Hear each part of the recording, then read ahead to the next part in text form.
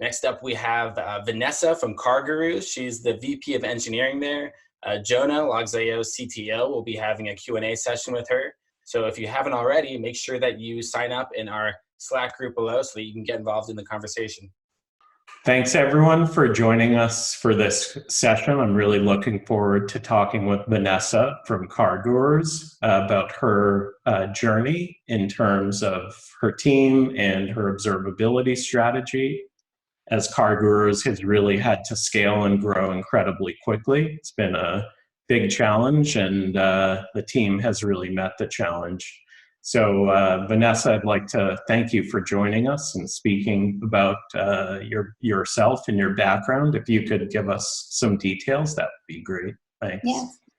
Thank you for having me today. I've been in software development for about 20 years now. I currently lead the Dealer Solutions group at CarGurus. And I've been at CarGurus for just over 4 years. I've seen tremendous growth at the company since starting. Prior to transitioning into management, I was a full stack engineer. When I first joined CarGurus 4 years ago, I think I was like engineer 50. And now we have over 200 engineers. And the company as a whole has grown from a couple hundred to almost 1,000. Very nice. And I know throughout that journey, you also went from a private company to a public company, which is a big change. Yes.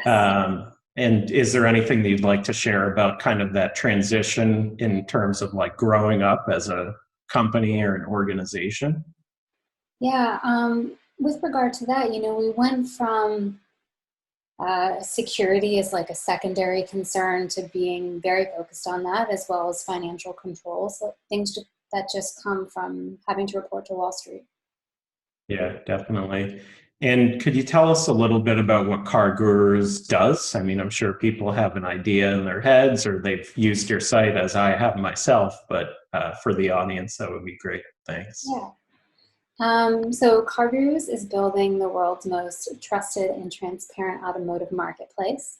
It was founded in 2006 by Langley Steinert, who saw an opportunity to create a better car shopping experience by using technology and data analytics. CarGurus is the largest online automotive marketplace in the US based on both monthly unique visitors as well as inventory. We also operate in the UK and Canada. So CarGurus' big differentiator is that best deals for the shopper show at the top of our organic search results. There isn't an amount a dealer can pay us in order to promote their vehicle to the top if it's not the best deal for the shopper. We also offer a freemium model to dealers, so dealers don't have to pay us or have a subscription with us to have their inventory shown on the site. Very cool. Nice. I like that business model, and it's good that you're like pure in terms of the way that you offer that to the market, where it can't be persuaded so much by the commercial agreements. So that's great. With that huge amount of growth and the changes that the organization has gone through, could you tell us a little bit about how your engineering organization has evolved over the last 4 years at the company? Yeah. When I started, there was only a couple hundred employees, and like I was saying earlier, it was about 50 engineers. And at that point, everyone in the company was co-located on a single floor at our company headquarters at 2 Canal in Cambridge. And at that size, like everybody's wearing multiple hats. And we only had, a handful of different roles within engineering. We had a full stack engineer, UI, UX, IT infrastructure, and algorithmic traffic acquisition. But, as the company is growing and scaling, there's enough work to warrant specialization. And, at that size, quite frankly, you need expertise in areas. So as the engineering organization was growing and, you're onboarding multiple engineers a month, trying to get them productive, but you're still trying to build and deploy code as if there's only 50 or less of you, you start having issues, and it ends up reducing productivity across the board. So with that, the majority of our code base is in a monolith. And, we have been working to break out both verticals as well as microservices. One of our initiatives this year is to improve engineering productivity. So we're tracking 2 KPIs for that. And one is increasing the total number of successful pushes, as well as improving the developer environment build and startup time. Very cool. Makes sense, and it's a big undertaking to break up those, larger applications. And so, in terms of the organizational structure, have you had to change the types of skill sets or the composition of the teams as you went through that change? Most definitely. So we started with product-based organizations within engineering. And we still have those today. They've grown. So now we have, a labs group, which is also building our emerging products. We have the consumer. We have dealer, which is the organization I run. And we have finance. And then we also have, process innovation and enterprise apps team. They own analytics and data engineering as well as Salesforce. And then we have the infrastructure engineering group. And this group contains platform, foundations, and the original infrastructure engineering group. This is also where our observability and site reliability engineering team lives. At CarGurus, the SREs partner with the product teams in a consulting embedded model. SREs are really like the heroes within engineering, because they're on pager duty. And when there's a production issue, they coordinate response and they provide leadership to work through incidents. Very cool. And so is there a lot of tribal knowledge that the SRE team has as well, or does it more come from the other teams and the SRE comes in and sort of has to rely on the skill set of those existing engineering teams? So I would say that tribal knowledge is around the product and the way the product works is in the product teams. But the SREs and platform are helping the product teams move forward and think differently. How can we be better about production pushes, production issue response? How can we get ahead of all of these things by putting monitoring in place so we're alerted before something falls over in production? Yeah, makes sense. And as you evolve, continue growing, what's next for the organization? Do you see new roles being defined or other shifts that you want to make there? So I think from that perspective, we are really doubling down on making sure that as we break services out or verticals out from the monolith, first level concern is putting in monitoring, making sure that code is instrumented so that from day one of it running in production, we know what's going on. Yeah, makes sense. And you also mentioned everyone went into the office in Cambridge. Obviously now that's not the case as everyone's at home, including yourself. Are you still an office-centric company, or what are you doing around that? I'm just kind of curious because you mentioned it. Yeah. So, 4 years ago, like I said, we were all based in one floor.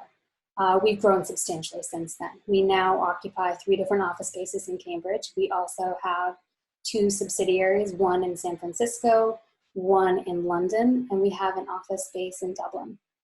So because of that distributed environment, we're using a lot of tools that we've just doubled down on the usage of Zoom and Slack and things like that now that we're all work from home. But in the future, do you see people or do you see yourselves recruiting more people that are remote, or are they going to be sort of near an office where you want them to go in? I mean, what are you thinking around that? I think we're still evolving our thoughts on that. Yeah. We were a very office-based company before COVID-19. So. Yeah, I mean, we were the same at Logz.io, but now everyone's kind of reconsidering what the future holds because, it's hard to tell what normal is and what going back to normal is going to be. So it's going to be interesting for everyone to figure that out. Yeah, I agree Thanks. 100%. Yeah. So you did mention your observability and monitoring. Just wanted to get an understanding of what you're doing today in the current kind of situation and maybe where you see things going. Okay. Right now we're using a combination of Prometheus and Grafana and Honeycomb to monitor, visualize, and also alert. And we're using Graylog for for searching logs. Cool. And the Graylog tool, is that being used for ops and security, or is it more focused on operational or DevOps needs? It's more focused. It's more focused on DevOps. Okay, got it. Very nice. And where do you see your monitoring going? Like, what's next for you after the logs and the metrics? And it sounds like you may be doing some tracing with Honeycomb too. Mm-hmm. So in the near term, we're really focused on, breaking up our monolith. We are looking at things like, long-term storage in Prometheus, but that is a secondary concern to breaking up our monolith and making sure that, our developers are as productive as they can be. Yeah, so you're pretty happy with kind of current situation. You want to fix the architecture, the application first, and then kind of think about what's next for your stack on the monitoring side. Yeah, Yep. makes sense. And you did mention the Prometheus long-term storage thing, which we're definitely discussing quite a bit during the conference because lots of people are figuring out what they want to use. There's so many options out there on the market. Can you maybe share a little bit about some of the exploration you've done to date, understanding that it's not super high priority for the team? Yeah. So right now we've done sort of a cursory investigation. We're keeping, 230 days worth of data in local storage. And the thought is in the future we might go to Thanos, but to be determined. Yeah, there's a lot of good options. Thanos is definitely going to be discussed during the event today, so that's great. Do you have any thoughts or lessons learned on scaling Graylog and scaling Elasticsearch, or has that been not a major issue for you today? We run Graylog in AWS and it's managed by Terraform, so it hasn't been an issue for us. We've been able to scale it up when needed. Okay, that's good to hear for sure. I think everyone has different situations and sort of depends how rigorous you are in promoting logging standards and not overwhelming observability tools, which definitely can happen. So good to hear that it's under control there. I mean, it sounds like you use a lot of open source throughout the current environment. When we spoke earlier, you mentioned a pretty interesting initiative around open source at CarGurus, and I just wanted you to share a little bit of that with the audience. Yes, I would love to talk about that. So we have an open source fund. In order for CarGurus to live up to its values of collaboration, integrity, and transparency, we believe that it's imperative that we contribute back to the open source communities from which we have received so many tools and advantages. To fund open source projects is collaborative in that it gives us a way to help those doing work that we've benefited from. It demonstrates integrity in that we know that we cannot build the world alone, and we stand on the shoulders of others when we make our product. And it's transparent because it lets the rest of the world know about how we do what we do. The way it works is that anyone in engineering can nominate an organization, and everyone in engineering is encouraged to vote for where the donations ultimately end up. There's a fund committee which vets the nominees, ensuring that they meet the eligibility criteria. So they have to be OSI approved open source license. We verify that the contribution row goes to the project itself and not just the developers behind it. And it's a project that either CarGurus is using right now or will be using in the future. The committee also facilitates the actual distribution of funds. And to date, we've given away $120,000. Very nice. That's a really good way of doing it, and I like the structure behind it. Personally, I'm definitely up for donating to lots of these open source initiatives myself, and think that that's an important thing to do. I did want to leave anything open that you wanted to discuss, or maybe things that we didn't touch upon today that you're interested in talking to the audience about before we wrap up. I don't think I have any other thoughts to add. I appreciate you guys having me on today. Yeah, it was fantastic. Thanks a lot for spending your time and the preparation that it takes. And we appreciate you being part of the first Open Observability Conference, and we hope to see you again soon. Thank you.